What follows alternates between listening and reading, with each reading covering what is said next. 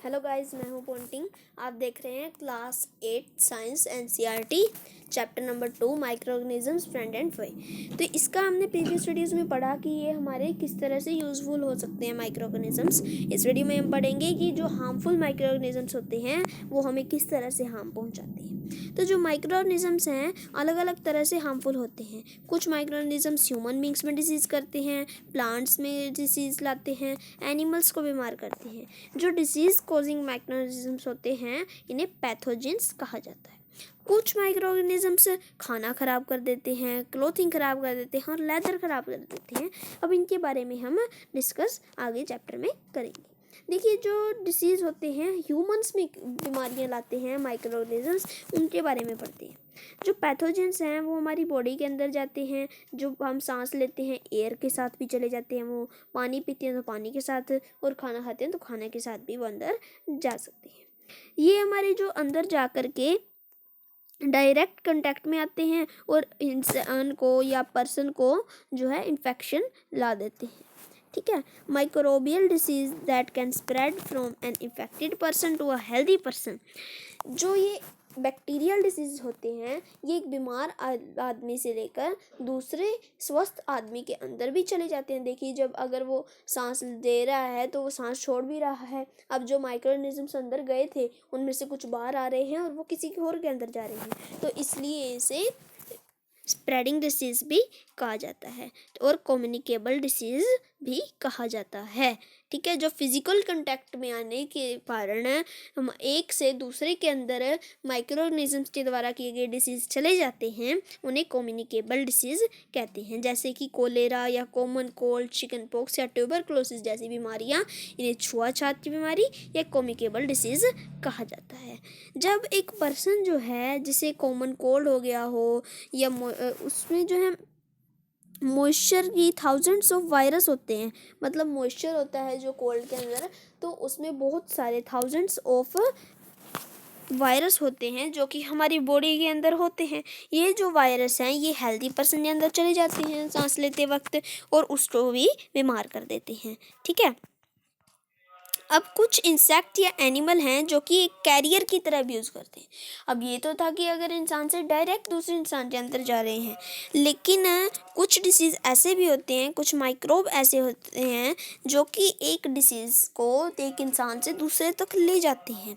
जैसे कि मक्खी, जो फ्लाइज होती हैं, ये अब एक सिक पल के ऊपर बैठेंगी और उससे जो है वायरस को अटैच करके अपने साथ चिपका करके दूसरे जो हेल्दी पीपल है उसके पास ले जाएंगी और वो भी बीमार हो जाएगा। तो इस तरह से जो ट्रांसमिशन होता है ये भी हेल्दी पीपल को अफेक्ट करता है। तो इसीलिए एडवाइस दी जाती है कि जो पीपल बीमार है, जिसे कोल्ड वगैरह हुआ है, वो अपने फेस को कवर करके रखें और खाना जो है अनकवर्ड आइटम खाने को अवॉइड करें।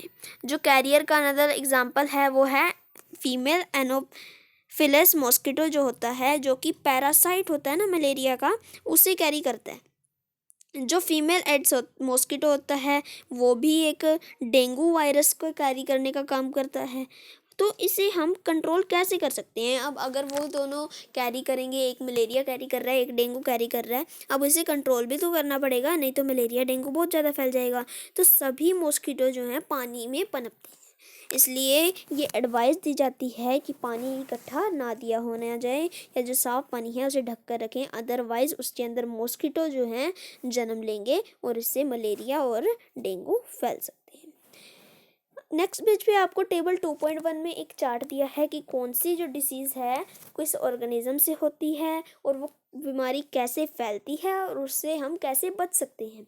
तो इसमें हमें बहुत सारे ह्यूमन डिसीज़ के नेम दिए गए हैं। ठीक है, नेक्स्ट आ जाता है कि कुछ जो कॉमन डिसीज़ होते हैं जो ह्यूमंस को अफेक्ट कर रहे हैं, तो जो उनका ट्रांसमिशन का मोड होता है वो जनरल मेथड तो उसके प्रिवेंशन जो होते हैं वो हमें इस टेबल में दिए गए हैं। अब नेक्स्ट टॉपिक हमारा आ जाता है वो डिजीज़ जो एनिमल्स के अंदर होते हैं माइक्रो ऑर्गेनिजम्स के द्वारा।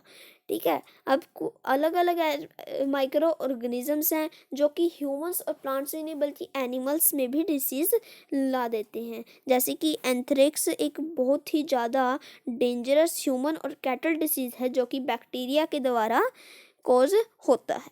जो फुट और माउथ डिसीज़ होता है कैटल का, वो भी वायरस के द्वारा ही कॉज्ड होता है। इसके बाद हमारे आ जाते हैं कि डिसीजेस जो कि माइक्रो ऑर्गेनिज्म से द्वारा प्लांट में लाए जाते हैं। हमने पढ़ा कि ह्यूमंस में किस तरह से माइक्रो ऑर्गेनिज्म डिसीज़ लाते हैं, किस तरह से एनिमल्स को बीमार करते हैं। अब हम पढ़ेंगे किस तरह से वो प्लांट्स को बीमार करते हैं। देखिए, अलग अलग माइक्रो ऑर्गेनिजम्स होते हैं जो कि प्लांट्स के अंदर बीमारी लाते हैं। Wheat, rice, potato, sugar cane, orange, apple और अदर जो खाने की आइटम्स होती हैं इनमें बीमारी ला देते हैं। इससे जो है फसल की पैदावार कम हो जाती है। ठीक है, अब इनको कंट्रोल कैसे किया जाता है। अब आपको नेक्स्ट टेबल में दिया गया है कि प्लांट डिसीजेस का नाम, वो किसके कारण होते हैं, उनकी कैसे पहचान होती है और वो कैसे फैलते हैं। ठीक है, अब देखिए, जो केमिकल्स का यूज़ करके माइक्रोब्स को मारा जाता है इनको, ताकि जो बीमारी लगी है प्लांट्स को वो ठीक हो जाए। ठीक है, अब उसके बाद हमारा नेक्स्ट टॉपिक आता है फूड पॉइजनिंग, जो कि बहुत ज़्यादा फैली हुई बीमारी है। फूड पॉइजनिंग कैसे होती है। देखो, बूझो जो है ना अपने फ्रेंड को एक पार्टी में बुलाती है और वो बहुत ज़्यादा खाना खाते हैं। घर जाने के बाद उसे उल्टियाँ लग जाती हैं, वोमिटिंग होने लग जाती है। उसे हॉस्पिटल लेकर के जाना पड़ता है, लेकिन डॉक्टर कहते हैं कि फूड पॉइजनिंग के कारण ऐसी कंडीशन हुई है। तो जो फूड पॉइजनिंग है ये भी माइक्रो ऑर्गेनिजम्स के कारण ही होती है। माइक्रो ऑर्गेनिजम्स जो होते हैं वो खाने में कई बार ज़्यादा मात्रा में हो जाते हैं, जो कि टॉक्सिक बना देते हैं, जहरीला बना देते हैं खाने को।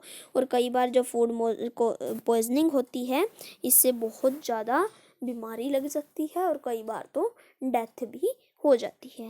तो जो ये बहुत ज़्यादा इम्पोर्टेंट हो जाता है कि हम खाने को ख़राब होने से बचाएं और ख़राब खाना ना खाएं और ना ही किसी को खिलाएं।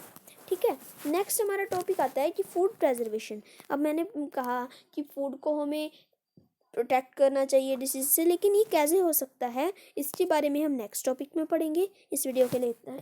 Thank you.